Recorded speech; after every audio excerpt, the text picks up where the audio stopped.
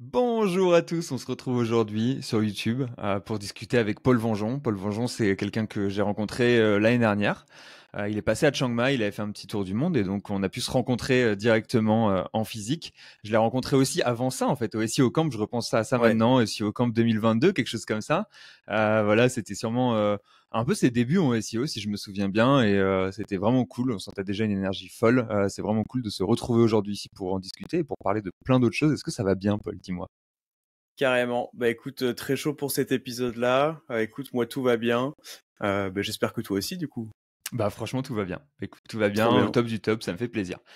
Ce que je te propose comme épisode aujourd'hui, je réfléchissais un peu ce qu'on pouvait faire comme concept. Il y a plein de choses qui sont intéressantes. Je pense qu'il y a plein de choses desquelles on aime parler tous les deux. On a plein de points communs, de points d'accroche. J'ai réuni toutes les petites questions que j'avais, que je pouvais te poser, qui m'intéressaient et qui intéressaient sûrement les gens qui nous écoutent aujourd'hui. Je les ai répartis en 7 groupes. Je te donne pas les noms des groupes, je te donne juste les numéros. Tu choisis le numéro que Ok. tu veux et je te poserai les questions et on pourra voilà discuter de tous ces sujets-là.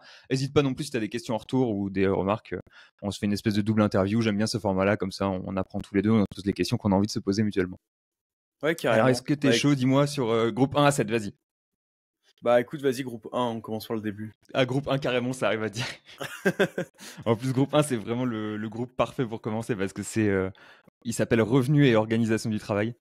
Donc Ok. c'est le groupe du clickbait, c'est le groupe qui va satisfaire nos auditeurs directement. Ouais. Euh, on va commencer par la quantité de travail que tu fais, histoire que ça soit cohérent avec les revenus que t'en tires a posteriori. À l'heure qu'il est, tu penses que la division de ton travail entre ton marketing, ta communication et le travail opérationnel que tu fais sur tes clients, il est divisé comment? Tu penses que tu es en 50-50 ou que tu es en 30-70, etc. Tu penses que c'est quoi comme répartition que tu as entre les deux? Ouais, c'est une bonne question et c'est une question que je me pose parfois et j'ai pas de réponse précise. J'ai une estimation, je pense qu'en vrai on est sur du 50-50. Et en fait, j'ai qu'une estimation parce que je traque uniquement le temps passé sur les projets clients. Parce que Mhm. pour moi, c'est en fin de mois, tu vas voir, ok, tel client, il me paye tant, j'ai passé tant de temps dessus, c'est rentable, pas rentable, c'est intéressant, pas intéressant, faut que je change des trucs ou pas. Après, tout ce qui est com et tout, bon bah ça, tu peux beaucoup moins l'appliquer parce que si aujourd'hui je pourrais, mais il y a toute une période où en réalité, je travaillais ma com et ça me rapportait rien ou très peu. En vrai, je pense 50-50 parce que tu vois, par exemple, le mercredi, toute l'après-midi, je suis sur ma com. Genre, je fais ma vidéo YouTube, je fais le podcast. Il y a toujours un moment où j'écris aussi des posts LinkedIn dans la journée. Je pense on est sur du 50-50. Ouais, je dirais. Ok, et bah, ça va suivre du coup, mais tu travailles combien d'heures par semaine alors qu'il est? Est-ce que tu sais à peu approximativement combien d'heures tu travailles? Parce que potentiellement tu dis 50-50, mais tu fais 15 heures semaine, tu vois, on sait pas. Moi je sais qu'il y a des périodes où en consulting, en solo, je faisais 15 heures semaine, des périodes où j'en fais 50, ça dépend vraiment de l'envie du moment un peu. Bah franchement, ça pareil, compliqué d'estimer. Par contre, je peux te parler peut-être de ma routine. Mhm. On va pouvoir le calculer ensemble, tu sais quoi. Euh, En gros, je commence à travailler tous les jours, on va dire à 9h, 9h30. À midi et demi, je mange. Donc ça nous fait 3 heures, on va dire, vas-y, 3 heures de deep work le matin. Et puis l'après-midi, je refais peut-être 1h30, 2 heures. Donc en tout, je pense qu'on pourrait dire, ouais, je sais pas, 5 heures de deep work tous les jours. Donc du lundi au vendredi. On peut remettre 5 heures dans le week-end. Entre le samedi et le dimanche, je pense qu'il y a bien 5 heures. Ça fait un bon Donc 30 heures global, quoi, ouais.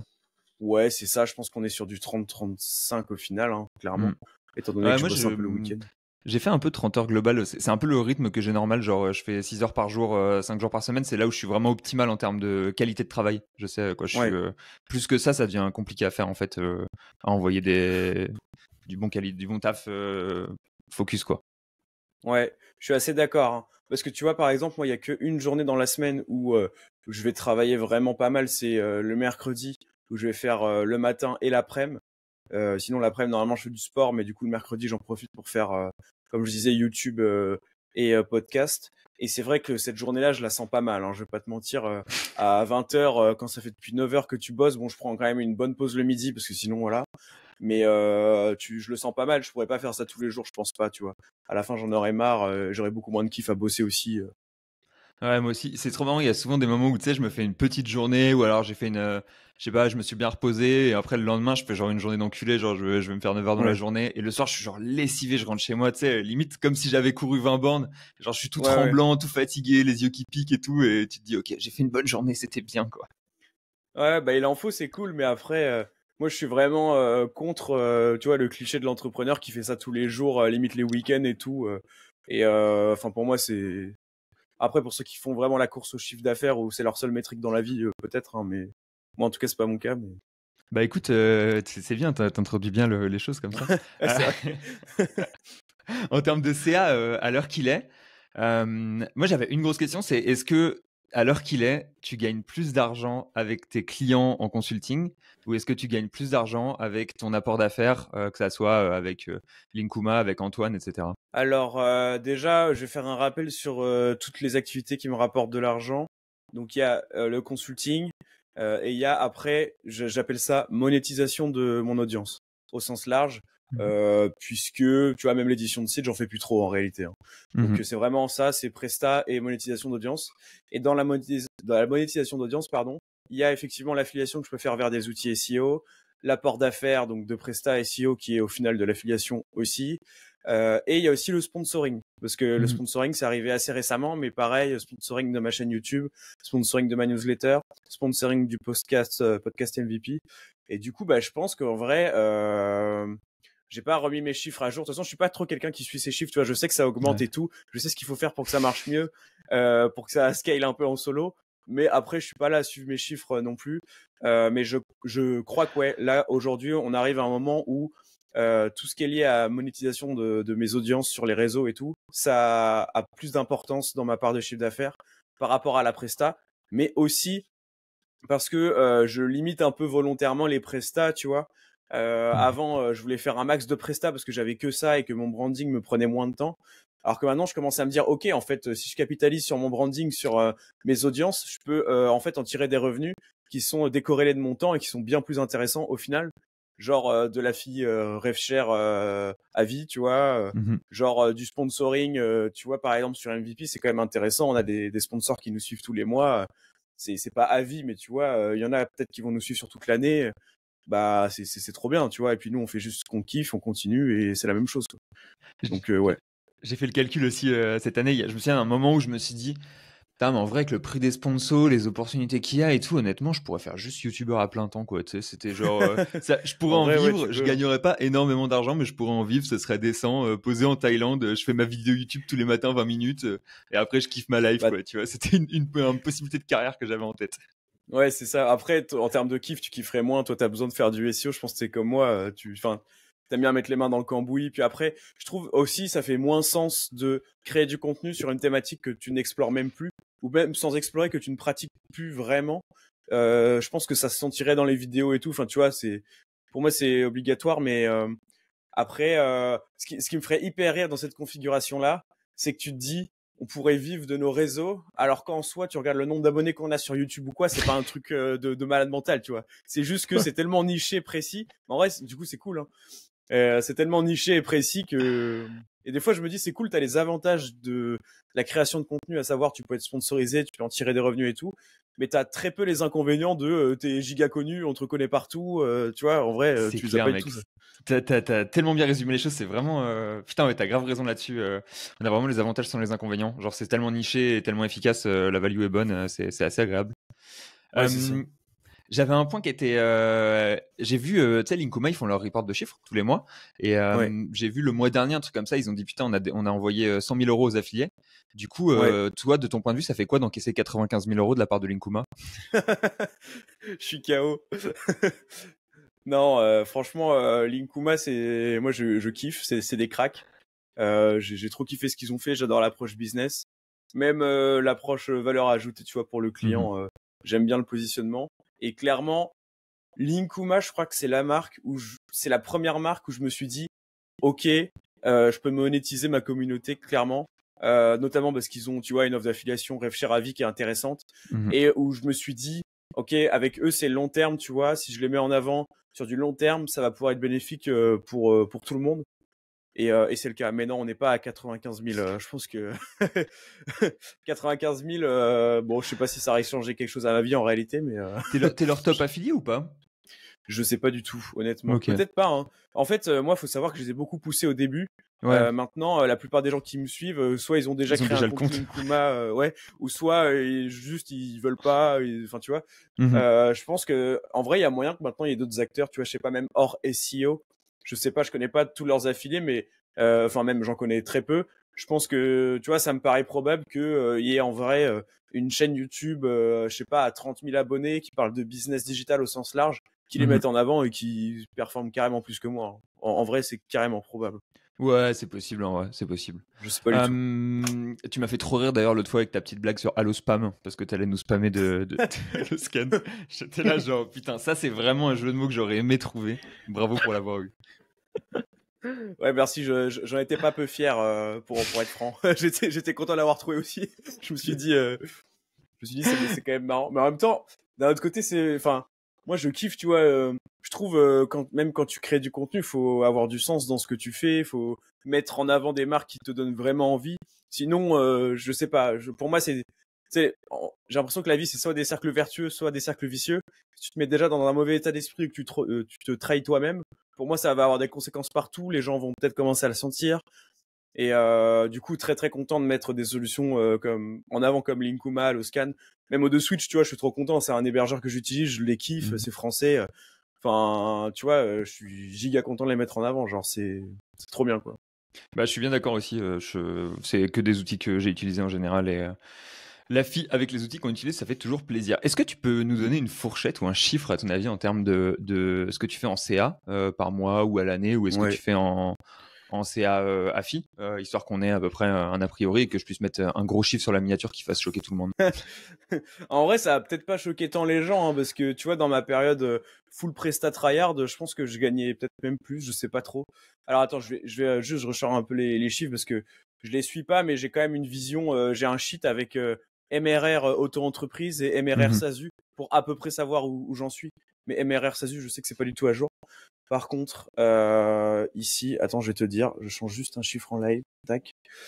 Donc là, Ouais, si je fais ça à sur chaque fois, j'ouvre le fichier compta, tu sais. Oh, je vais te dire ça tout de suite. Non, mais c'est vraiment ça. Donc sur l'auto-entreprise, je fais 5000 de CA par mois en ce moment. Donc tu vois, j'ai pas énormément de clients. Donc ça me fait un net estimé à 3700. Donc Mhm. avec l'auto-entreprise. Et sur la SASU, mais ça je crois que c'est plus à jour. Ah bah ouais, c'est pareil, tu vois, j'avais mis que je faisais 5180 avec la SASU. Je vérifie juste les chiffres, mais ça c'est un peu supérieur, je crois. Euh... Non, en vrai, c'est assez fiable, je crois. Je crois que j'ai pas oublié grand-chose. Non, non, c'est ça. Donc, en fait, on Ok. est littéralement sur du 50-50 en ce moment. 5000, On est, 5000, quoi. on est vraiment, c'est ouf parce que t'es vraiment le rêve du make money. T'es 50-50 décorrélé du temps et t'es dépassé les 10K par mois. C'est la barrière psychologique du make money.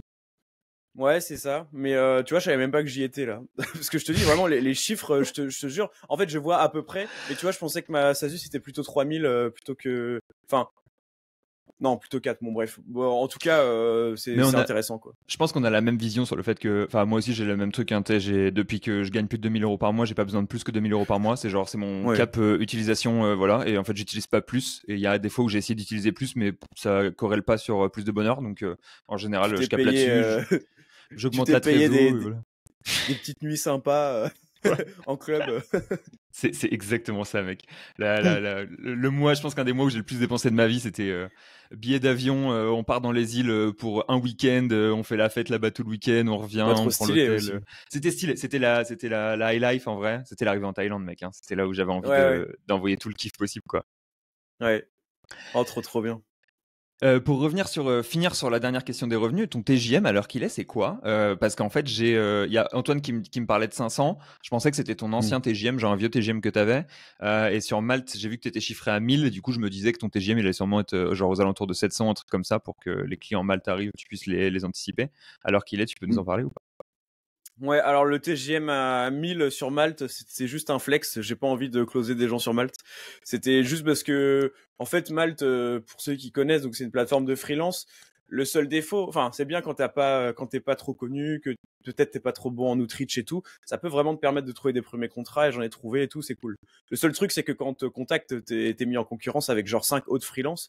Donc moi, tu vois, maintenant que j'ai un branding, je préfère largement les clients qui viennent, qui me connaissent, qui veulent travailler avec moi, limite qu'avec moi, ce qui fait défaut des fois pour l'apport d'affaires d'ailleurs, que Malte, tu vois. Donc bref, Malte, c'était juste 1000 euros parce que je trouvais ça marrant de le mettre comme ça. Je me suis dit, vas-y, ça fait un truc de branding au pire, bref.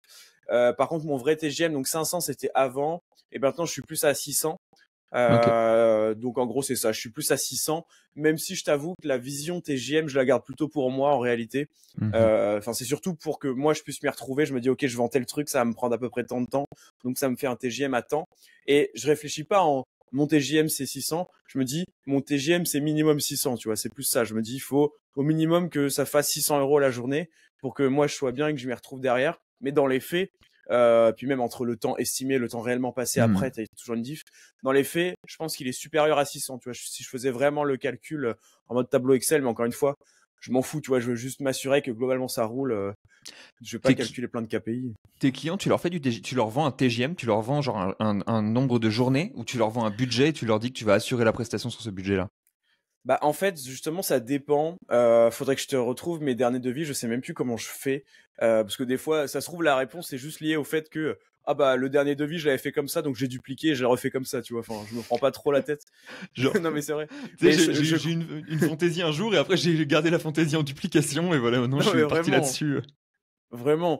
Parce qu'après, de toute façon, pour moi, ce qui fait un bon devis, c'est à quel point ça va être précis, à quel point le client, il a compris le devis, il sait exactement ce qu'il va avoir. Après que tu vendes un forfait, un TJM ou quoi, puis des fois, je le verbalise juste, tu vois, pendant la propale, je fais, pour justifier le prix, bah voilà, l'audit technique, ça va me prendre 3 jours à temps complet, donc je le vends X. Mais il faudrait que je retrouve. Je sais plus si je parle en jour ou en forfait. Je crois que ça Mhm. dépend des, des trucs des fois. De l'énergie. Ouais, moi aussi en général, je fais beaucoup plus forfait maintenant que jour parce que je trouve que quand tu vends du temps, c'est beaucoup plus difficile de juste. Enfin, c'est tu rentres dans un débat de justification qui est pas forcément celui dans lequel j'ai envie de rentrer. Donc voilà. T'as raison. Ouais, je pense aussi en fait. Le but c'est de vendre un résultat et de l'expertise. Donc voilà. Après, quand on me demande des justifications, bon bah j'explique pourquoi ça prend autant de temps et parce que voilà, je peux comprendre aussi des fois que tu vois un prix, tu vois pas ce qu'il y a derrière, tu dis un peu oula ça va faire cher. Et en fait, si tu détailles, tu dis bah non, il y a du temps à mettre dedans. Ouais. Euh, je te laisse choisir un nouveau numéro entre 2 et 7 du coup. Vas-y, on fait 7 maintenant. 7, allez, le numéro 7. On va parler de netlinking. Parce que là, tu es avec Ok. Léo Poitvin, grand fan du lien. Ouais. Voilà, ça a été. Je me suis appelé, je me souviens, Léolien pendant quelques temps sur Twitter. C'était Ah ouais? un de mes Ouais. noms préférés. J'ai adoré. En fait, c'est mon meilleur pote. Il est trop fan de surnom. Et il m'a Ouais. dit ah, mais tu pourrais t'appeler Léolien. Et tu sais, écrit en mode éolien comme une éolienne, quoi. Ah Et, oui, d'accord, ok, ouais, ouais. et du coup, ça faisait une petite blague sur les liens et le côté éolien. Ma tagline, c'était qui sème le lien récolte le ranking. C'était, Ah, ça, je crois que je l'avais vu. Je c'était crois que pas j'avais mal vu comme ça. branding quand j'y réfléchis. C'était un truc que j'aurais pu conserver. Euh, quelques questions sur le netlinking et le offsite. Euh, un client, à l'heure qu'il est, s'il ne te demande pas de faire du lien, est-ce que tu en fais naturellement, toi, de base, dans un forfait ou pas du tout? Bah, en fait, tout simple, hein, je vais me dire c'est quoi ces top mots-clés business. Je vais regarder la SERP, la différence entre son autorité, celle des concurrents, et je vais en déduire si oui ou non j'ai besoin. Et dans les faits, j'en fais quasiment systématiquement, notamment pour l'aspect deep linking que je trouve assez puissant.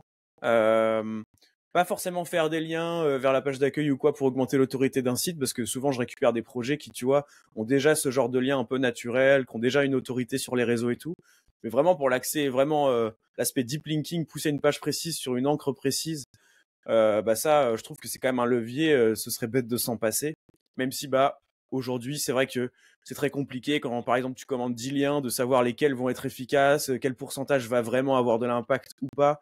Je pense qu'on est un peu tous dans un flou quand même. C'est impossible de savoir précisément à l'avance ce qui va marcher, ce qui va pas marcher. Mais on voit que la pratique globale du deep linking, surtout sur des encres, je dirais semi-optimisées à minima, en ayant du désoptimisé aussi, tu vois, par exemple. Semi-optimisé ou optimisé, quand on a, j'ai l'impression quand même que ça facilite grandement les choses sur certaines serveurs, quoi. Tu sais, c'est comme dans Need for Speed, pas dans Need for Speed, dans putain, Fast and Furious, tu mets la nitroglycérine sur la voiture, d'un coup, Ouais, mec, tu vas vraiment. beaucoup plus vite, t'es là, genre, oh putain, ça Ah ouais, c'est dépote. ça. Bah même là, tu Euh, vois, je viens de tourner une petite vidéo j'analyse une SERP, la SERP VPN. Tu vois, quand tu analyses ce genre de SERP, tu vois bien, putain, tu vois, les mecs, ils ont genre 150 domaines référents sur leur page précise selon Majestic, ce qui est pas mal selon Majestic. Hein. C'est pas comme SEMrush qui t'en compte 1 milliard. Et les encres, c'est sur les 150, t'as 50 encres VPN.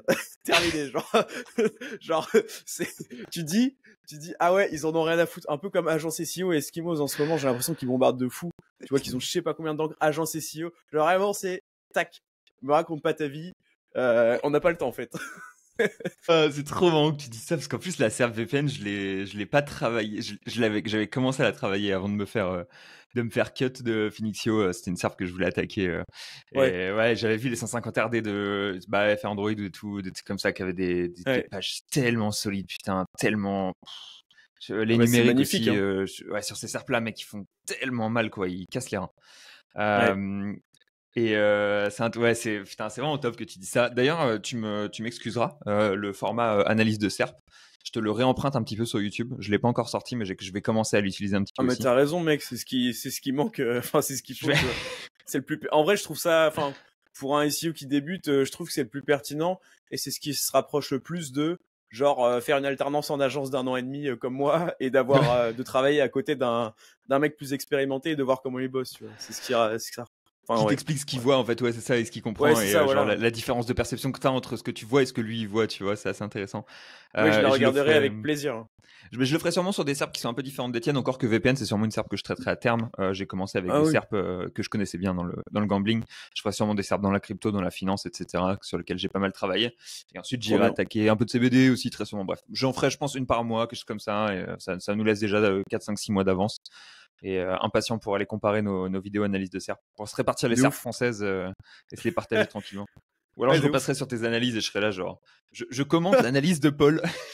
Tu vas appuyer sur espace, pause. Bon alors là, je suis pas du tout d'accord, il dit vraiment n'importe quoi. C'est typique d'un débutant en SEO.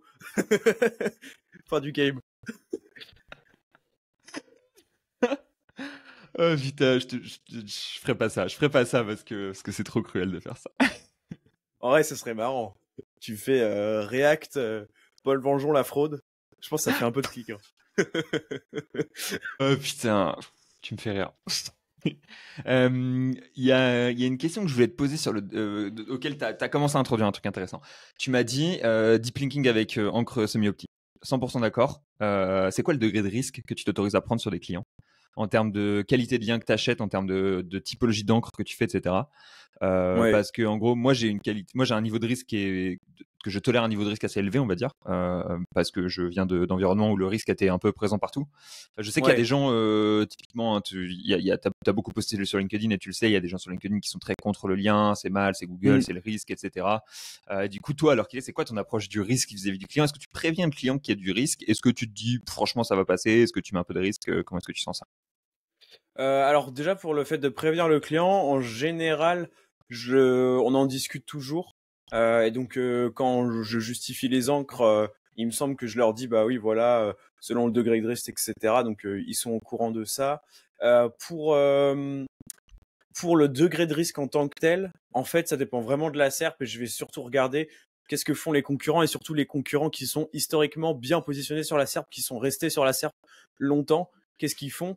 Et tu vois, dans le cas où j'arrive sur une SERP où il y a aucune encre optimisée, bah moi ce que je vais me dire c'est ok, on va pas tu sais c'est la fameuse anomalie statistique quoi. On va pas devenir une anomalie statistique d'un coup, ça serait un peu trop bourrin.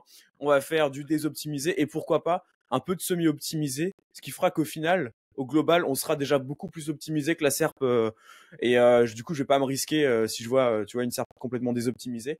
À l'inverse, tu prends une SERP comme je sais pas VPN. Alors, j'ai pas regardé à quel point les acteurs présents aujourd'hui sur la SERP dans le top 3 étaient présents il y a genre 6 mois, 1 an, j'en sais rien, tu vois. J'ai pas regardé ça, mais ça en bouge tout cas, pas beaucoup sur les VPN, hein, pour info. Ok.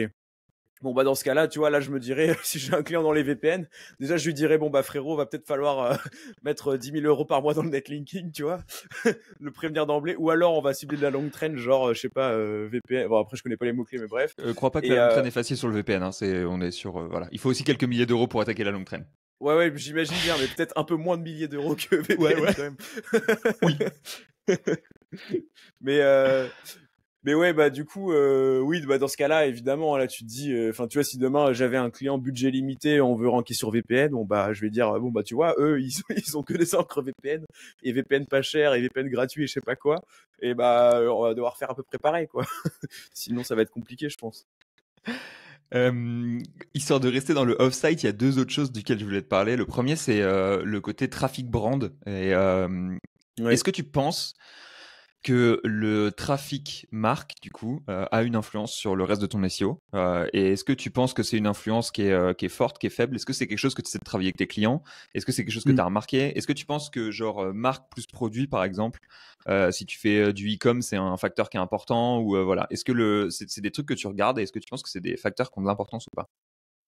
Ouais, bah écoute, concrètement, je vais te dire, moi, quand j'ai des fois un prospect, je connais pas son site, je le rentre dans SEMrush, Alloscan, peu importe, et que je vois que son nom de marque est recherché X fois, je me dis, en fait, c'est même pas que je me dis le fait que sa marque soit recherchée va impacter directement le SEO, parce que ça, j'en sais rien, même si c'est probable.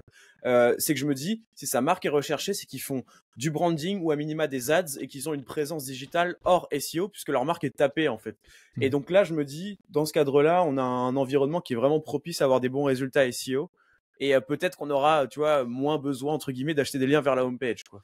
Mhm. Enfin, là, je fais un giga raccourci, mais c'est pour expliquer un peu la logique. Mec, tu Et, fais pas un raccourci qui est si raccourci que et ça. du Franchement, coup, j'ai vu, ouais, j'ai vu, juste pour te faire écho là-dessus, j'ai deux clients qui m'ont approché, même thématique, ouais, même date de lancement, et les deux ont deux strates légèrement différents. Il y en a un qui avait du traf externe, homepage, marque, etc. Genre, il avait du traf avec une communauté, une audience et du traf qualifié qui venait régulièrement, genre toutes les semaines. Genre, on va dire 200-300 pélos. Et l'autre, il a bourriné en lien. Et en fait, les deux ok. avaient genre les mêmes résultats 6 mois après, sauf qu'il y en avait un qui avait mis 20 000 euros de lien et l'autre qui avait mis juste l'audience qui venait régulièrement, quoi. Donc, tu as Ouais, vraiment bah, t'as un tout dit, hein. équivalent qui est fort, quoi.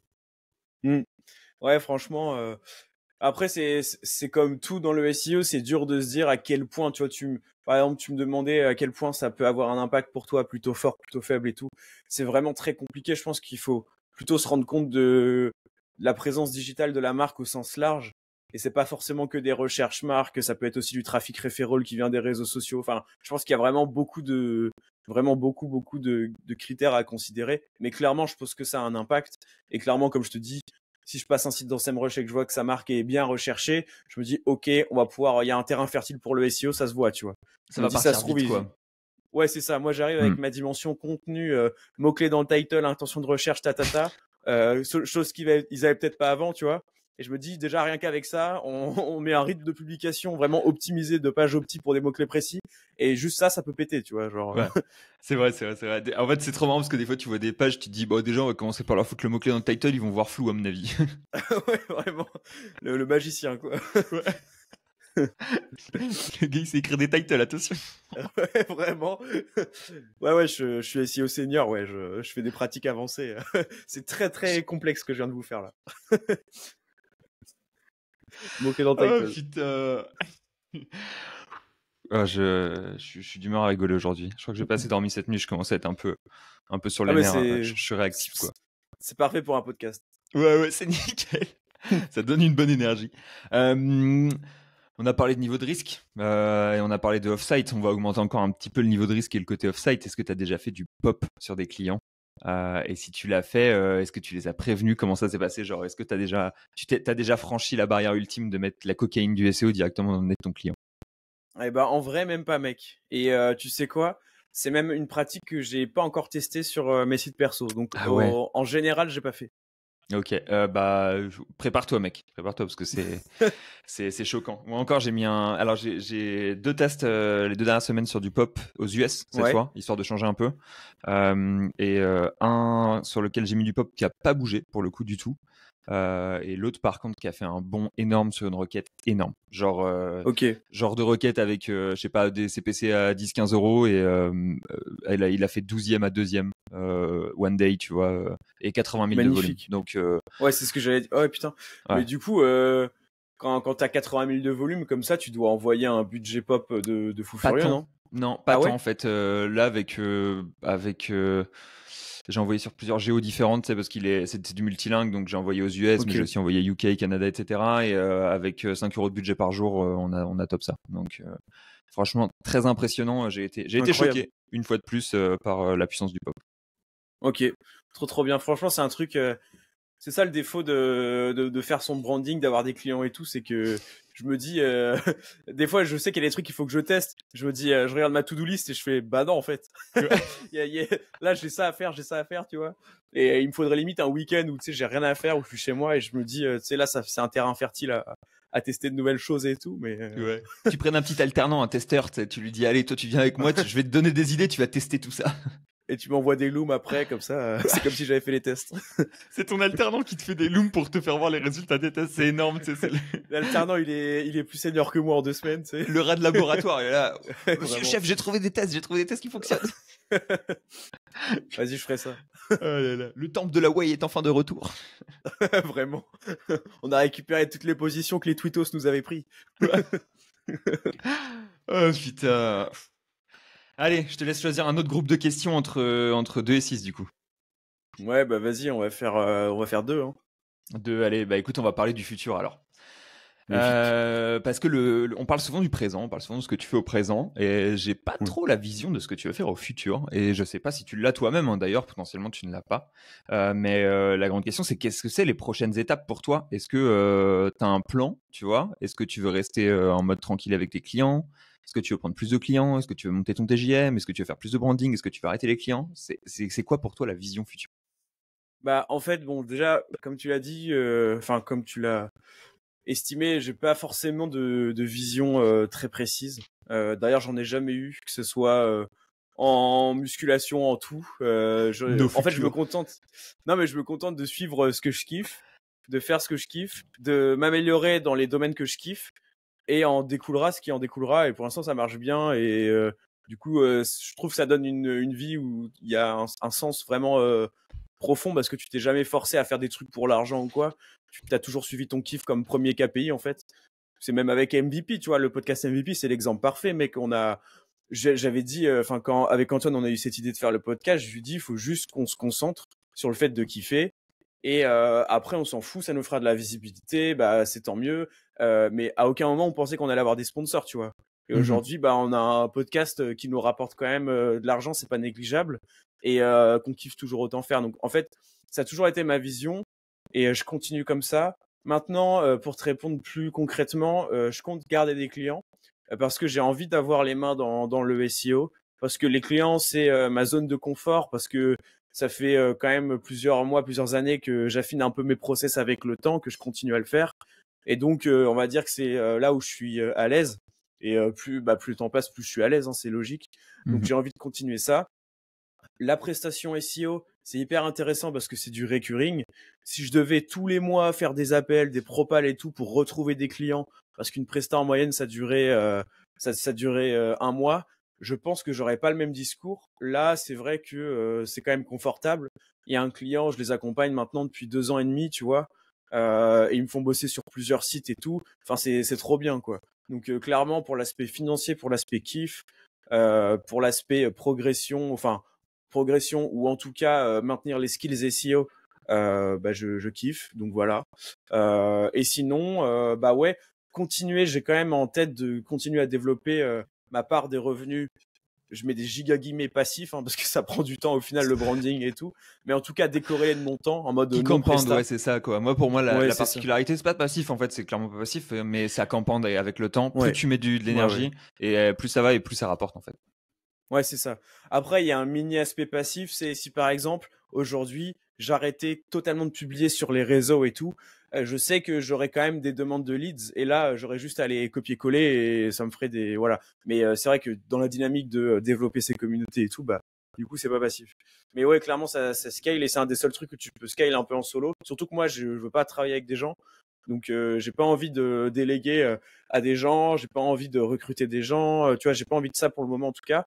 Donc pour moi, les réseaux, c'est vraiment le canal qu'il faudrait que je développe. Donc ça, c'est mon ambition.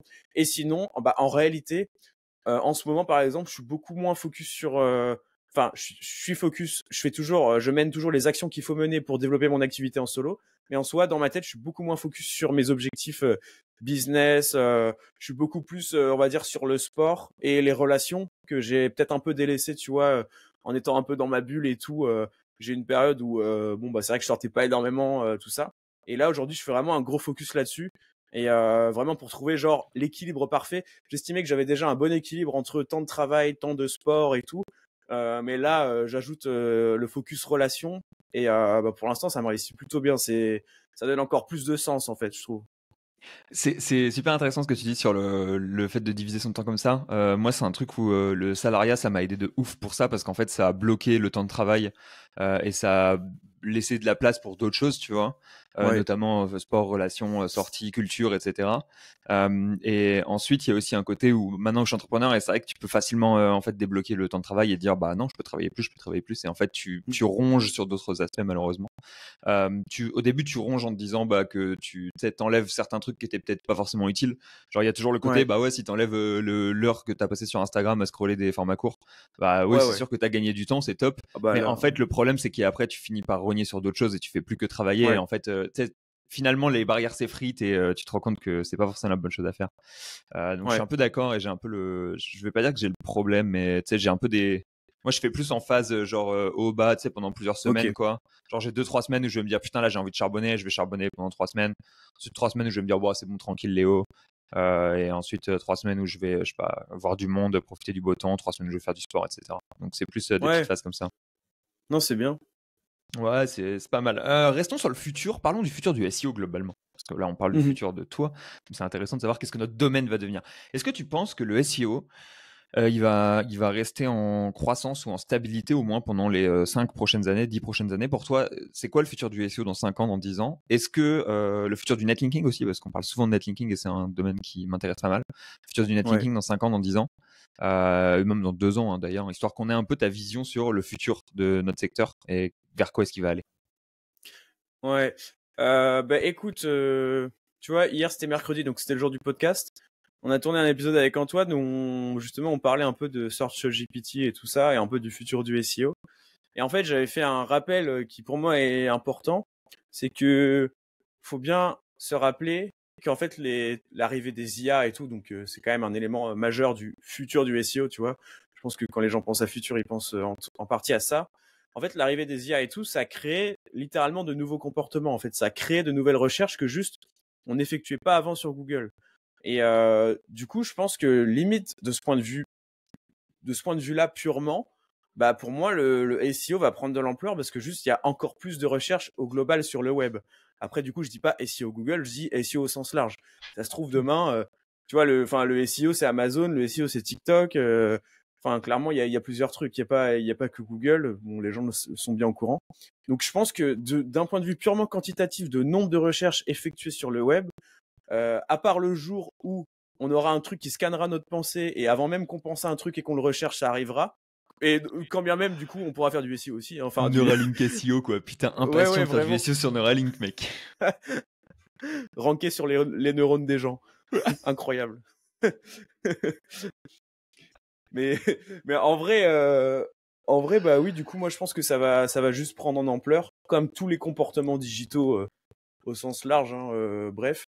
Et par contre, pour le netlinking, alors du coup oui, peut-être qu'on juste on fera plus énormément de SEO sur Google, ça c'est possible, hein. Peut-être que demain tout se fera sur SearchGPT, mais on s'en fout en fait. Test and learn, ça reste la même chose. Enfin, il y a pas de, en soi, il y a aucune différence. C'est juste que oui, bon bah tous tes petits process, tes petits Google Sheets qui sont processisés 100% pour Google, va peut-être falloir les remanier un peu, mais en vrai, tu vois, si t'es pas bête que tu testes sur tes propres sites et tout, c'est bon, tu feras toujours partie des bons SEO. Et enfin voilà, je parle pour l'auditeur au sens large quoi. Mais et le netlinking, c'est vrai que ça c'est un point où je sais pas, tu vois, je suis un peu dans le flou. Je sais pas. Force est de constater qu'aujourd'hui, toutes les grosses SERP ont toujours des liens. Après corrélation, ça veut pas dire causalité. Franchement, netlinking, je sais pas. Moi, je vois aujourd'hui que ça marche toujours, ça c'est clair. Mais après, dans le futur, est-ce que ça marchera toujours? Je me dis, c'est un peu un cheat code. Si j'étais Google, je voudrais peut-être m'en affranchir, quoi. Donc je suis pas comme les créateurs de contenu SEO LinkedIn qui disent que ça marche pas, c'est pas bien, c'est giga risqué et tout. Mais effectivement, si j'étais Google, à terme, peut-être que je voudrais enlever ça parce que c'est du pay to win as fuck et surtout en France, surtout en France où on a plein de, on a Je plein de dirais que ça, plateformes et tout. c'est ma punchline de 2024-2025. C'est le SEO, c'est devenu pay to win de toute façon. Bah, c'est un peu ça, hein. Sauf si tu te casses la tête à faire un très bon branding, à générer de la viralité et tout. À ce moment-là, peut-être, t'as pas besoin de pay to win. Ouais, mais t'as besoin d'un Hmm. mec à temps plein pour y réfléchir. Donc au final, c'est pay to win un Ah bah salaire, oui, quoi, à la oui, oui. place de pay to win Time, des liens, quoi. Ouais. time to win ou pay to win, quoi. Ouais. C'est ça.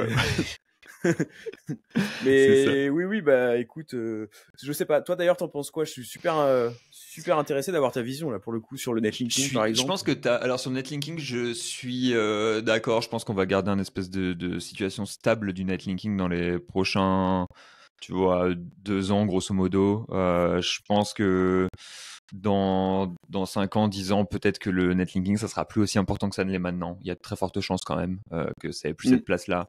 Je pense parce qu'en fait, j'ai notamment vu, enfin, tu sais, en fait, l'arrivée de la pub, du côté viral, de l'impact de la brand, justement, moi, c'est un truc dans lequel je crois pas mal, de l'impact de la brand sur la performance globale d'un site, sur l'impact du traf, qu'il soit qualifié ou pas qualifié. Tout ça fait que je me dis, putain, là, il y a quand même des trucs qui sont super puissants. J'ai vu des SERPs qui étaient dominés par des acteurs historiques, très autoritaires, et qui s'étaient fait manger par des petits nouveaux qui avaient juste des volumes de recherche bien gérés, que la pub est super puissante, etc. Je pense qu'on va faire une corrélation en tant que SEO pendant quelques temps qui va pas être la bonne, qui est ce gars est devant moi parce qu'il a trop de backlinks, alors qu'en réalité, le gars est devant lui parce il envoie trop de pubs. Mais il y a une corrélation entre quantité de pubs que tu envoies et quantité de backlinks que tu as. Et du coup, Ouais. les gens, ils vont pas avoir la bonne corrélation. Et donc, ils vont continuer de faire du lien. Et alors que, en fait, la solution, ce serait plus d'envoyer de la pub à budget équivalent, quoi. Donc, je pense qu'il va y avoir un peu ce problème de corrélation quelque temps. Et je pense qu'il y a un moment où il y a des gars qui vont arriver, qui auront trouvé un peu des strates méta et qui vont expliquer genre regardez, j'ai ranké avec 0 lien parce que j'ai fait balle de branding et que j'ai balle de recherche, et il va te Mm. faire voir qu'il peut faire ça avec des petits budgets. Et là, les gens, ils vont revenir sur un truc genre en mode ah bah en fait les liens sont plus aussi importants, mais il y aura encore une latence après ça qui va être énorme parce que comme on a dit que les liens étaient importants pendant 10 ans, tu peux pas couper ça du jour au lendemain, tu vois. Et en fait, la croyance Ouais. populaire va continuer. Donc je pense qu'en fait, on a encore 2 ans où c'est efficace. Ensuite, je pense qu'on a 1 an et demi où on fait la mauvaise corrélation de la mauvaise manière et qu'en fait la pub aura pris le relais sur la situation. Et je pense qu'après, les gens vont commencer à réaliser. Donc je pense que le marché a encore genre peut-être 6 ans devant lui, tu vois, 7 ans, avant qu'il commence à se retourner violemment. Mais du coup, ça laisse beaucoup de marge encore, et en fait, il y a encore beaucoup de marge. Parce qu'en fait, alors qu'il est, comme tu dis, ça, enfin, je pense que tous les deux, on teste beaucoup, on travaille beaucoup, on kiffe ce qu'on fait, on envoie du lien, et on voit tous les deux que ça marche encore. Donc ça veut dire que Mm. ça fonctionne encore vraiment. Et du coup, est-ce que, voilà, à long terme, etc., entre le moment où nous, on va voir que ça fonctionne plus et le moment où ça va plus vendre, va peut-être y avoir 3 ans d'écart, 4 ans d'écart. Parce qu'à l'heure qu'il est, en fait, je me rends compte, les gens, ils nous parlent encore de spin, tu vois, de master spin et tout. Et les master spin, Ouais. c'est vraiment des trucs qui étaient utilisés avant l'IA parce que ça coûtait le moins cher pour produire beaucoup de contenu, low Mm. quality, mais t'avais pas besoin de qualité. Et en fait, alors qu'il est, t'as l'IA qui peut le faire. Et si les gens, alors qu'il est, ils nous parlent encore de master spin alors que l'IA existe, c'est qu'il y a une latence liée aux croyances liées au master spin. Tu vois, en gros, le master spin avait une aura et il a encore son aura. Et elle est en train d'être perdue petit à petit Ouais. vis-à-vis de l'IA, mais c'est pas vis-à-vis de l'utilité du master spin. Tu vois ce que je veux dire? Ouais, je vois très bien ce que tu veux dire. Bah, puis de toute façon, même je réfléchis à tous les prestataires SEO au final. Déjà, tous les prestataires SEO, quand je pense à par exemple des consultants SEO en agence, c'est pas tous les consultants d'agence qui ont des sites et qui testent en direct et qui voient vraiment les impacts rapides de C'est leurs ça. implémentations. Donc il y en a peut-être même qui seront pas au courant que ça marche plus si jamais ça marche plus. Et quand bien même ça marcherait plus et tout le monde serait au courant, après les agences, elles ont des outils internes, enfin elles ont des process, c'est giga processisé. Tu vois là, on parle plus de juste un Google Sheet ou quoi. T'as des fois des outils pour commander plus vite au sein de l'agence et tout, sur toutes les plateformes qui existent et tout. Et tous leurs process sont basés là-dessus. Donc pour faire bouger ça, même d'un point de vue juste confort, je pense qu'il y aura aussi une réticence Ouais. et peut-être même un déni, tu vois.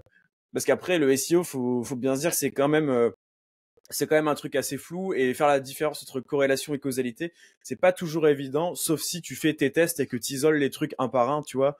Mais tu vois, par exemple, pour le netlinking, le consultant, il pourra toujours dire à son client, ben regarde sur VPN, ils ont X Ah ouais. liens VPN et tout. Alors Alors que c'est qu'en réalité, l'historique. ça se trouve, voilà, alors que ça se trouve récemment, ils en ont acquis aucun depuis 2 ans, Ouais. tu vois, mais juste, tu peux facilement le dire ça à ton client, quoi. Donc Ouais, ouais, moi 100%, je suis convaincu aussi, ouais, que ça prendra du temps à bouger si ça bouge. Bon, bah écoute, ça fait plaisir de voir qu'on est raccord sur cette chose-là alors. Je te laisse choisir un nombre, allez, entre 3 et 6 du coup, je crois. Ouais. Bah vas-y, 6, hein. 6, allez, on est en train de. Ouais. J'espère que j'ai rien mis intéressant en 3-4. Je sais même pas, je me souviens plus ce que j'ai mis. Parlons un peu de santé mentale et de bien-être et de choses du genre. Donc toi, le sport que tu fais, c'est full salle. Tu vas que à la salle, t'es en mode basic fit tous les jours, quoi. Du coup, c'est le Ouais. mood du sport que tu. Putain, mais quel bourrin, quoi. Maintenant, c'est Fitness Park, par contre. J'ai fait des infidélités à Basic Fit. Je ne suis plus chez les ploucs, Léo. Est-ce que tu vas faire le thread avec l'image des 3 mecs devant un Basic Fit et genre l'accroche 90% des gens qui vont à la salle, qui ont un abonnement à la salle n'y vont pas. Ah Je vais oui, t'expliquer comment abuser, profiter, gagner de l'argent sur leur dos. Ça a été fait 1 million de fois, quoi. Je vais pas faire ça, mais j'ai un pote, il les appelle les sponsors. En mode, en fait, c'est grâce à eux qu'on peut avoir une salle de qualité pour pas trop cher au final, parce que Basic ou Fitness Park, c'est 20 ou 30 balles par mois, quoi, globalement. Et du coup, il dit c'est les sponsors. Mais non, je vais pas faire le thread. Mais en vrai, c'est... Et du coup, est-ce que toi, tu considères que la salle et la session à Fitness Park t'aident vraiment à te déconnecter mentalement et genre c'est un moment où tu te sens bien, quoi? Ah, de ouf, hein. Franchement, c'est d'ailleurs pour ça aussi que j'ai pas LinkedIn ni Twitter ou quoi sur mon tel, que j'ai pas les notifs des clients et tout, parce que dans ces moments-là, je suis full focus. En fait, donc moi la salle, ça fait quand même. En fait, c'est un sport qui me va bien, tu vois. Je sais que c'est pas le cas de tout le monde, c'est pas tout le monde qui kiffe s'entraîner, tu vois, à l'intérieur déjà, qui kiffe, je sais pas, tu fais une série, t'as du temps de repos et tout. Il y en a, ils préfèrent juste courir et voilà. Mais du coup, moi, ça fait 6 ans que j'y vais. Et du coup, en 6 ans, bah, j'ai monté en intensité progressivement. Et maintenant, j'arrive à un stade où je fais les séances, je suis mort, tu vois. Genre, je suis vraiment mort. Genre, après, dans ma voiture, je suis là, je capte plus trop ce qui se passe quand je reviens, tu vois. Et du coup, oui, ça me fait énormément de bien. Et à part si, allez, dans 0,1% des cas où, je sais pas, cette journée-là, j'ai un problème avec un client, je suis un peu angoissé, où il y a un drama, il y a un truc, tu vois. Dans ces cas-là, ça peut m'arriver d'être à la salle et de penser au taf, mais sinon, franchement, c'est jamais le cas. En plus, maintenant, c'est aussi un environnement social pour moi parce que je connais quand même pas mal de gens. J'ai mes potes historiques en plus qui s'entraînent dans la même salle que moi. Donc en fait, j'arrive là-bas, on va dire, c'est un peu, tu sais, le terme un peu safe place, c'est clairement ça. J'arrive Ouais. là-bas, c'est que des bonnes vibes et je kiffe. Et à côté, du coup, je marche pas mal aussi, Ah ouais, comme ça là. tue. Ce qui fait que ça fait une bonne dépense de la journée, quoi. Putain, d'ailleurs, j'ai des. Ouais. On va. Ouais, j'avais un. Le groupe 5, c'était sur le sport, mais vas-y, on va tout merge. Mais mec, 35 000 pas, ça fait beaucoup, non? Genre, ça commence. C'est un peu Ça fait abusif, non? beaucoup, là, Tu te non? dis pas, genre, c'est un peu abusif? C'est un peu abusif, c'est clairement abusif. Maintenant, ça répond à des objectifs que j'ai de brûler des calories pour en manger plus. Et bon, bref, je vais pas m'étaler sur le truc, mais en gros, alors pourquoi la marche et pourquoi être autant autiste sur la marche? En fait, faut savoir que c'est une dépense calorique. Donc, si vous prenez la dépense calorique sur genre 30 minutes, c'est très faible, tu vois, comparé à de la course ou j'en sais rien, de l'aviron, à ce que tu veux, c'est vraiment pas énorme. Mais l'intérêt, c'est que c'est pas traumatisant pour tes articulations et ton système nerveux. Donc, ça te permet en fait de t'exploser à la salle, de tout donner à la salle. Et donc, ça rentre pas du tout en opposition avec la marche, tu vois. Même la marche, les séances jambes et tout, ça passe très bien après, il n'y a pas de problème. Et pour autant, bah, tu fais ça longtemps, du coup, tu arrives quand même à brûler pas mal de calories. Puis en plus, il y a un aspect un peu santé, posture, tout ça qui est bien. Tu brûles combien de calories à peu Voilà. près par jour? Bah, du coup, là, donc je traque mes calories aussi. Donc Forcément. 90% du temps, je dirais. Parce qu'il y a quand même des jours où je m'en branle. Et sinon, je traque. Et globalement, pour être ce qu'on appelle un maintien calorique, donc manger autant de calories que j'en dépense dans la journée, il faut que je mange entre 3000 et 3300 calories. Voilà. Et en gros, pour vous donner un point de référence, un adulte qui fait pas beaucoup de sport, il va plus être dans les 2300, 2500, tu vois.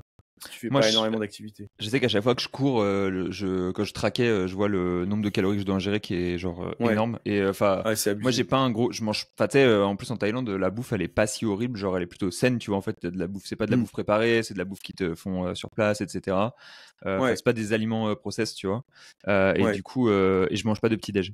Et du coup, si je devais faire, genre, à chaque fois, je dois bouffer, genre quand je traquais, si je devais bouffer genre 3500 calories sur 2 repas, mec, c'était genre tellement trop, c'est impossible. Enfin, tu vois, c'était Ah super bah compliqué, ouais, quoi. surtout en fait, la difficulté de manger beaucoup de calories, c'est si tu manges sain, parce que du coup, ça fait Ouais, une quantité de malade mental. Alors que tu vas au McDo, je sais pas quoi, ouais. c'est beaucoup plus simple.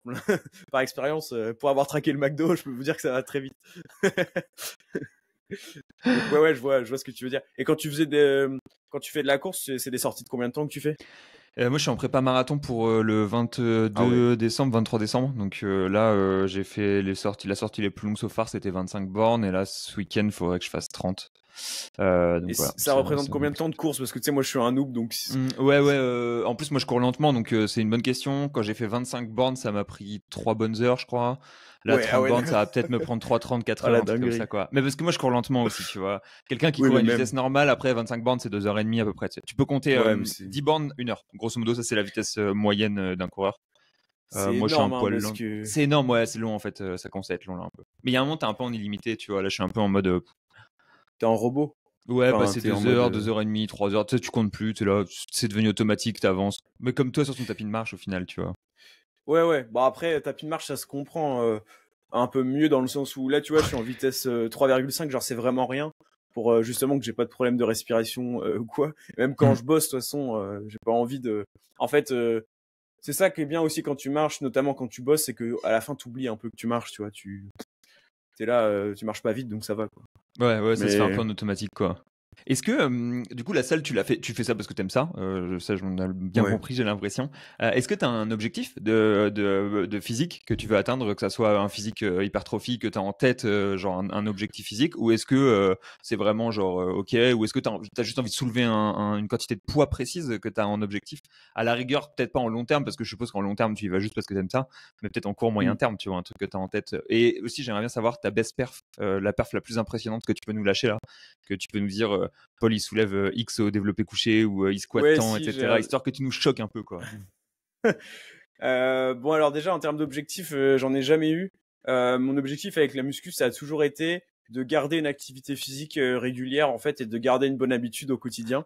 Être Donc plus c'était ça. massif. Non, bah alors à la base, ouais, parce que à la base de la base, je faisais des pompes chez moi et tout, parce que je voulais faire du sport et que je me disais, vas-y, si je peux prendre de la masse, c'est cool.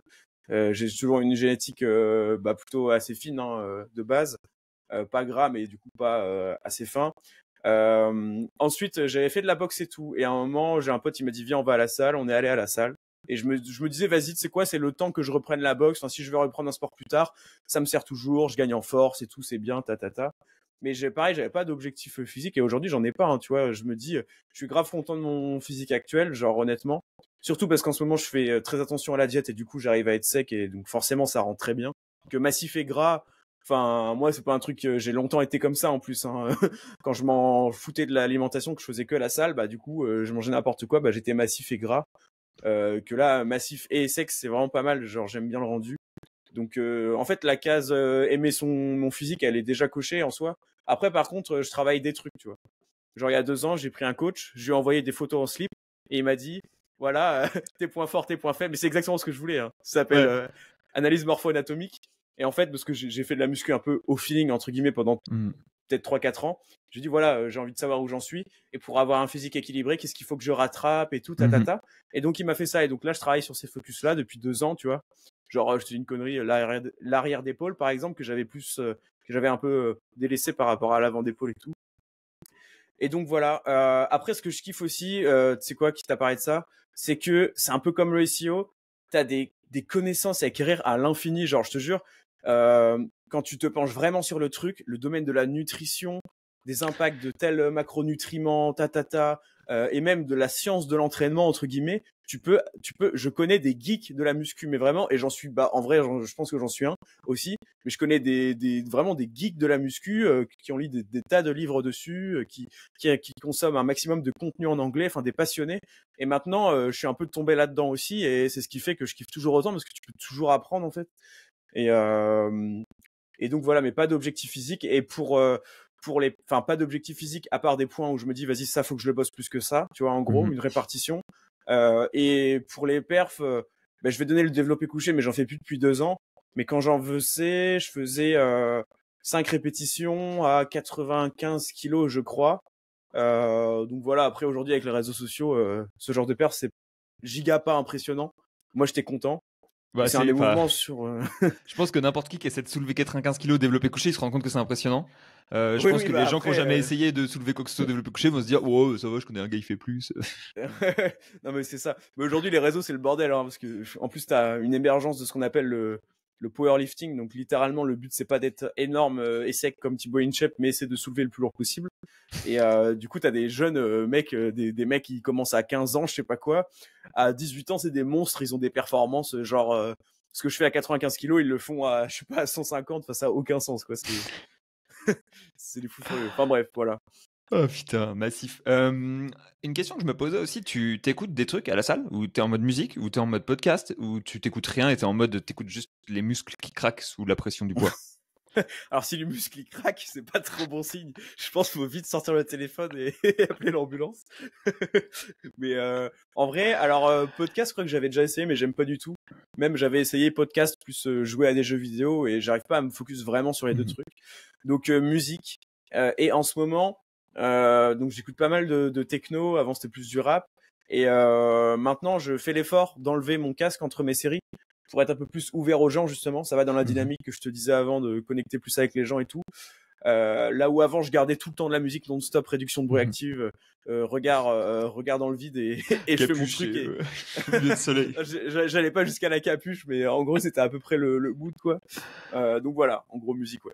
Ok. Moi quand je cours, je suis full podcast et salle aussi podcast à mort. C'est vraiment et c'est le seul moment en fait où je consomme du contenu. Ouais, ça et le sauna quoi. C'est les 3 moments où je consomme du contenu, enfin les deux même hein, essentiellement. C'est je cours ou je suis en moto aussi. Et le sauna, c'est les moments où j'écoute du contenu. Les petits podcasts américains en général qui font toujours plaisir et qu'encore que récemment j'ai écouté plus d'autres choses, plus de français. T'écoutes quoi comme podcast globalement? J'ai écouté beaucoup My First Million. Je crois que c'est le podcast que j'ai le plus écouté. C'est 2 ricains qui ont fait pas mal d'argent, qui ont exit pas mal de cash sur des startups Silicon Valley, enfin de startups, une newsletter. Les deux c'est de la newsletter d'ailleurs. Les deux ils avaient une newsletter crypto et une newsletter je sais plus quoi. Et les deux ont vendu leur truc pour genre entre 20 et 40 millions, tu vois, ils ont empoché et ils montent un podcast à deux et c'est beaucoup plus entertainment que business, mais c'est genre entertainment autour du business. Donc ils vont te parler des business qui les fait marrer, etc. Genre ils vont être là, je sais pas, ils vont inviter un gars qui possède, je sais pas moi, 500 distributeurs automatiques. Et ils vont lui demander c'est quoi les chiffres du business, et ils discutent et tu sais ils blaguent sur le truc, etc. Qu'est-ce qui est important et tout. Donc c'est vraiment le côté business mais plus fun et abordable. Donc tu peux jamais trop mettre en pratique ce que tu apprends là-dedans parce que bon voilà c'est ce que c'est mais c'est fun.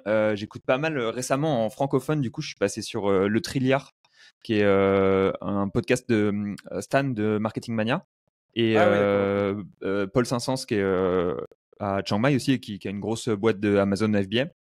Et les deux sont à Chiang Mai, français, et enfin j'adore, tu vois, parce que je les trouve trop cool, tu vois, tous les deux, c'est deux personnes que j'aime bien écouter, et qu'il faut que je rencontre d'ailleurs parce qu'ils sont à Chiang Mai, que j'ai pas mal de potes en commun avec eux, et que j'ai jamais eu l'occasion de les rencontrer, donc ça sera l'occasion, quoi. Trop bien. Mais moi je les écoutais sur Digital Nomad avant. Ouais, voilà, exactement, avant c'était Digital Nomad, ouais, voilà, c'est ça. J'ai pas écouté leurs anciens trucs et j'écoute que depuis qu'ils ont rebondé, grosso modo. Ah ouais, parce que du coup, c'est le même podcast qui a été rebrandé ou c'est un autre podcast vraiment? C'était quoi sur Digital Nomad qu'ils faisaient? Bah, ils parlaient justement de leur vie digital nomade, genre, je sais pas, les titres c'était comment s'expatrier à l'étranger, comment lancer son business en ligne, enfin tu vois. Ouais, là c'est un peu comme ça, mais c'est plus orienté. En fait, en général, ils arrivent avec 2-3 sujets qu'ils ont tapés dans la semaine, qui les ont intéressés, et ils ont des briefs et Ok, ils en parlent et ils donnent leurs leçons et leurs enseignements vis-à-vis de tout ça, ok, en essayant d'avoir des takes qui sont un peu controversés de temps en temps, histoire d'avoir des trucs qui sont intéressants et qui soient pas tout le temps dans la même vague, tu vois. Mais ouais, franchement, c'est pas mal. Et tu vois, je réfléchis aux derniers épisodes, mais il parle des business qui sont tendances et il les décrypte un peu, tu vois. Et il parle beaucoup de leur ok, business à eux et des ouais, problèmes qu'ils rencontrent et des solutions qu'ils ont. Et c'est super intéressant parce que tu vois, je réfléchis, il y a l'épisode de Stan où il parlait de comment est-ce qu'il fait pour monter un SaaS alors que lui, il a jamais dev, et tous les ouais, problèmes qu'il rencontre, toutes les solutions qu'il a trouvées, etc., etc. C'est le genre de truc qui est assez intéressant, tu vois. ok, trop cool. Donc pas mal. Et j'ai écouté Théo Lyon aussi pas mal récemment. Et j'ai écouté quoi d'autre aussi, et Hormozy. Historiquement, j'ai pas mal écouté. C'est Ouais, ok. les 4 trucs que j'ai le plus écouté, je pense. Je réfléchis, est-ce qu'il n'y en a pas un autre? Au tout début, j'avais commencé avec Uberman. Ouais, Et qu'est-ce que j'ai fait d'autre? Non, ouais, c'est tout. Grosso modo, je crois que c'est les 4 que j'ai le plus, 4-5 que j'ai le plus saigné. ok, trop cool. Euh, alors, il nous reste plus que la 3 et la 4 du coup. Magnifique. Est-ce que. Alors, attends, je regarde. Je regarde s'il y en a une qui est plus intéressante que l'autre. Bah, les deux sont un peu les mêmes. Écoute, je vais juste les reprendre et les remerge un peu et te poser les questions à la volée parce qu'elles vont un peu d'elles-mêmes. Vas-y, ça marche. J'avais une question sur le churn client, enfin le churn ou turnover client, voulu ou non, en fait.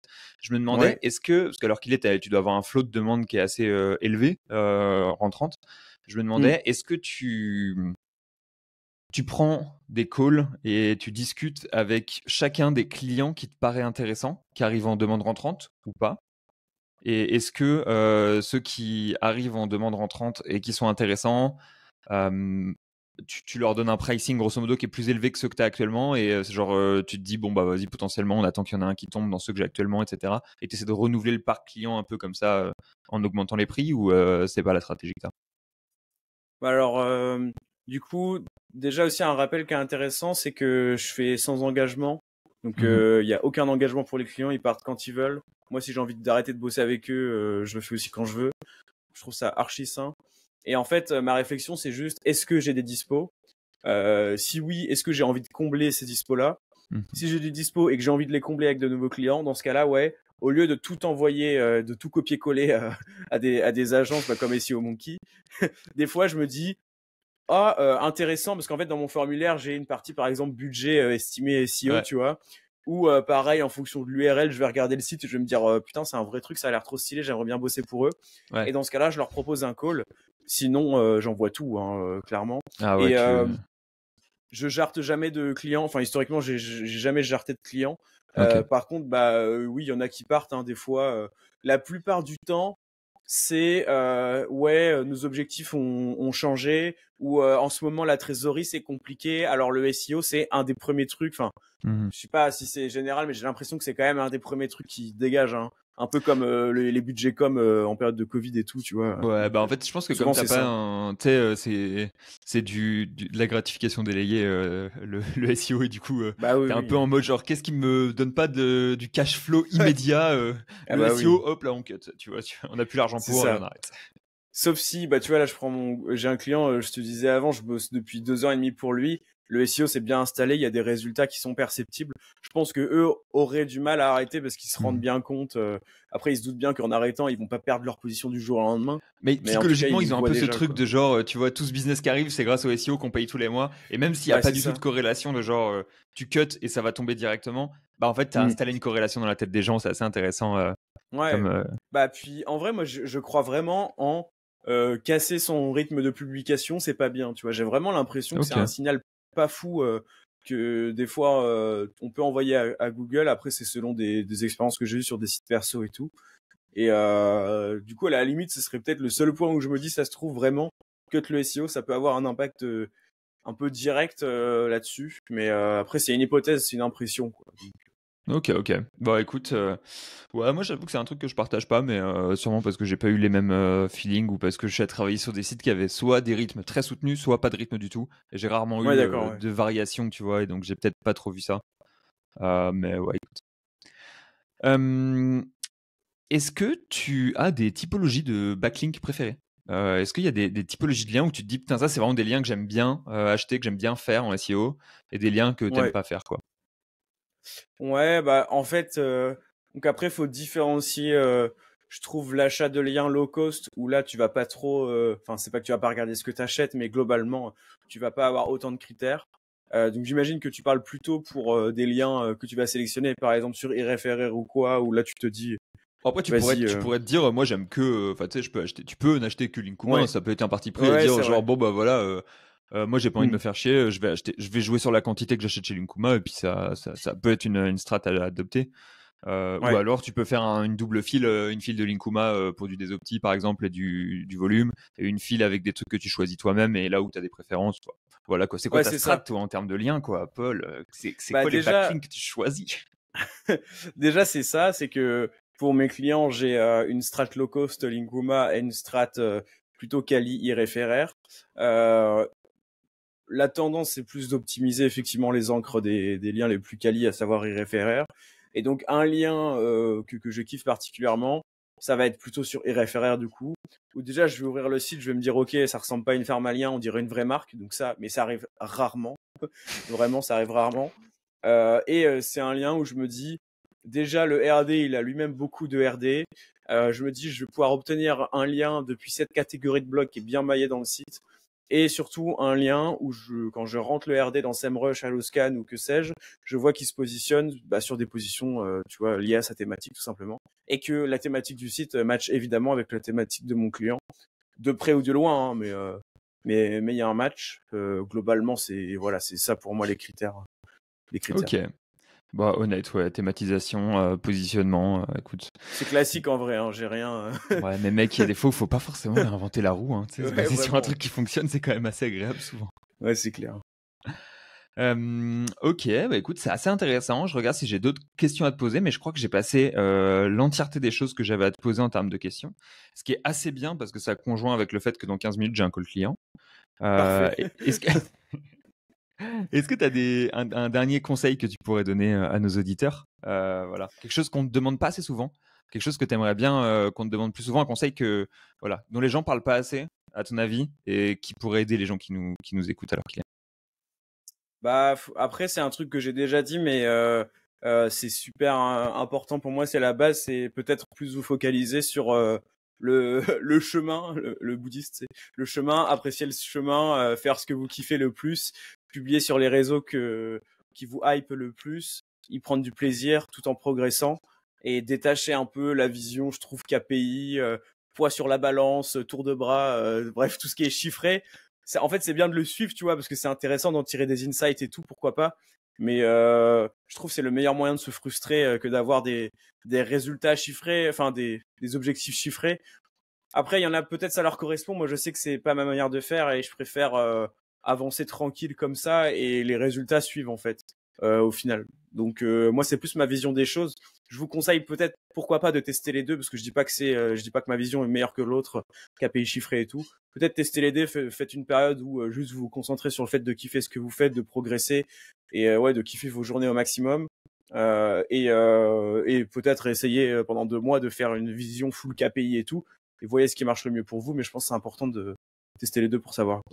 Moi, c'est marrant, je rebondis là-dessus rapidement, mais j'ai fait ce week-end, week-end dernier, j'étais en méditation justement au monastère bouddhiste pendant 4 jours, Ah, trop méditation stylé. silencieuse, pas de téléphone, rien, tu complètement déconnecté. Tu te couchais à 21h, tu te réveillais à 5h du mat avec les cloches, et puis tu médites 8 heures par jour. Donc, je Incroyable. te suis pas mal dans la voie du bouddhisme, du fait qu'il faut suivre le chemin et apprécier le parcours. Et voilà, les Ouais, trucs vraiment, vraiment. qui sonnent un peu bullshit, dev perso, un peu moisi, mais je pense qu'on les kiffe. Après, je pense aussi qu'on les kiffe parce qu'on est 7, tu vois, genre on est bien, on gagne de l'argent, on est heureux dans ce qu'on fait, on a une Ouais, copine mais qu'on même aime, tu vois, c'est solide, quoi. avec du recul, tu vois, même sur par exemple la muscu, aujourd'hui, on va dire que j'ai quand même un physique assez développé et tout, tu vois, genre en termes de résultats, ça a très bien marché. Mais avec du recul, ce que j'ai toujours focus, ça a été mon kiff, développer mes Mm. connaissances et juste kiffer, tu vois. Alors que j'avais des potes justement en discutant, ils disaient bah voilà mon objectif c'est ça, ils me montraient une photo d'un gars ou je sais pas quoi, ou vas-y je suis à tant de kilos, j'aimerais être à tant. Après ça peut être bien d'avoir des objectifs court terme et tout, hein, je dis pas, mais je sais pas moi ce qui a toujours fonctionné c'est vraiment ça quoi, c'est juste viens, je fais en sorte de kiffer le truc au max.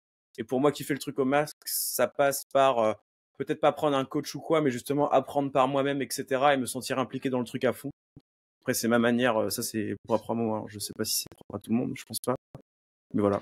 Bah écoute, merci pour ces quelques mots de sagesse, Paul. C'était un plaisir de s'entretenir avec toi. J'avais pas mal de questions, tu y as répondu à toutes et ça me fait plaisir pour ta transparence. Sur ce, je vais te souhaiter une bonne journée et puis bonne journée à vous tous sur YouTube qui fait bien. Écoute, Merci. Bah écoute, merci beaucoup pour l'invitation, ça fait trop plaisir. Et puis bah très très bonne soirée à toi, du coup, fin d'après-midi. merci.